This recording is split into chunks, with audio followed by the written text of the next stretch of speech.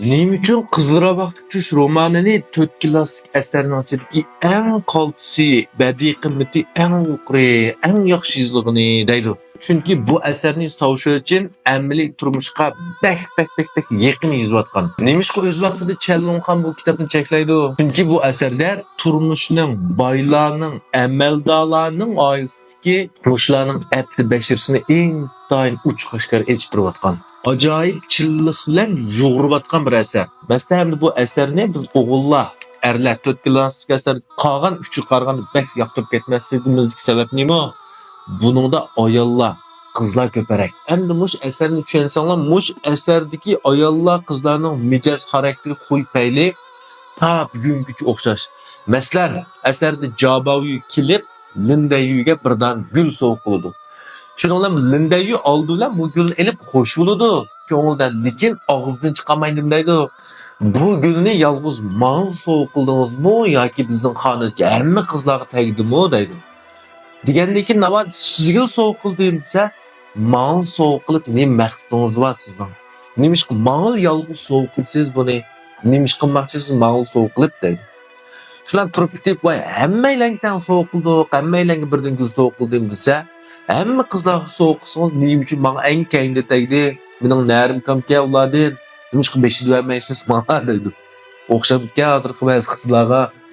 Nahmu shundaq. Shu vaqtda Abdur Savshovchi yezvetga bunichu hozirgacha o'zgarmayotgan bu hodisa.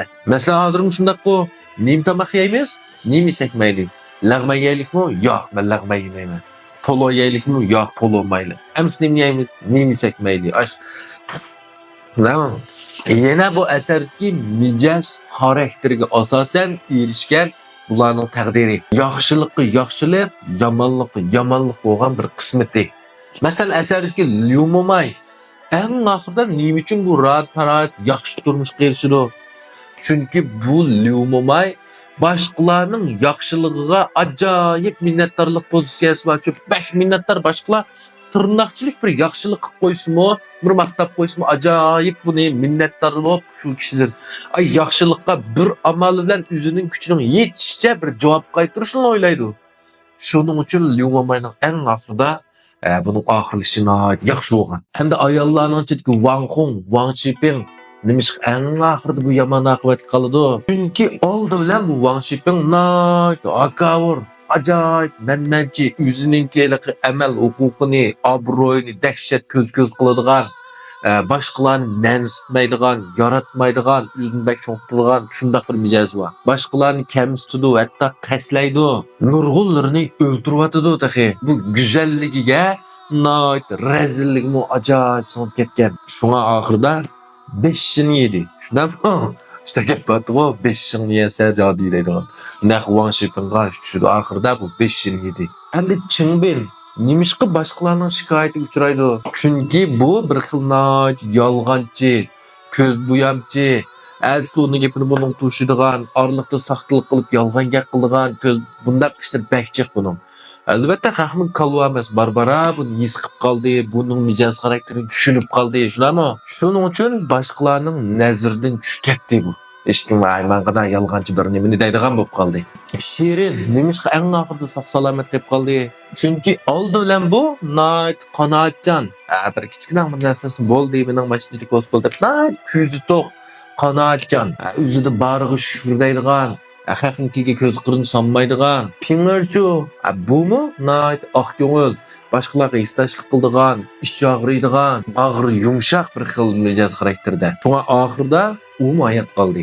Savchi uchun mushayatga nurg'ulg'an mijoz xarakter o'xshamaydigan obrazlarning oqibatining o'xshamaydiganligini yezish orqali nim demoqchi bu yerda? Nim demoqchi bu yerda yer shar degan jumlaq narsa.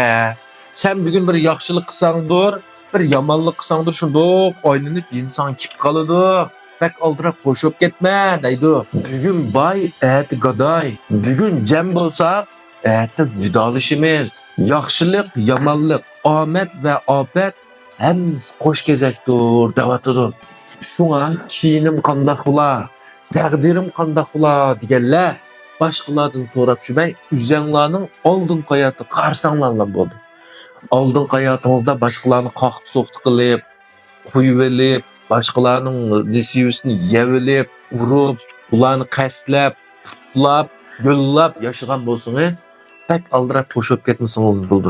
Mesela ayrılmatıdı, hozir ayrılmatıdı. Ya ömrünüzün ahirki sizga keladi açtın hammasi. Sizga kelmasa ballarınızga keladi. Endi men yomonliklar emas, yaxshilikmi shunda.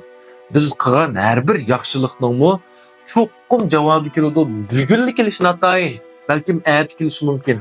Balkim siz o'lganda kelishi mumkin. Va yak siz kelmasa sizning balalaringizga kelishi mumkin. Herkes javobsiz qolmaydi.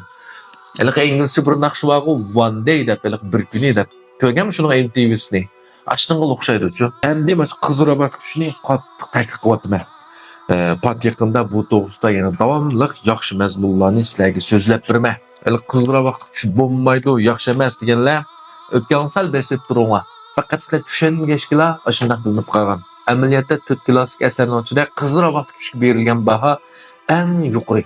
Men tadqiqotim tugab, rasmiy tushunib sizlarga rasmiy oq ko'rishni yishpagan vaqtning o'zida rost deb ekansiz, rost qolsa asarga deb shu ko'n Qizrabat kuchni qayta izlab tuzga teatrni ko'rdigan qo'yman men qarab turinglar. Ma'qulamsa ko'pchilikka rahmat. Meni Gonjo qo'lishni qat'iy unutib qolmanglar.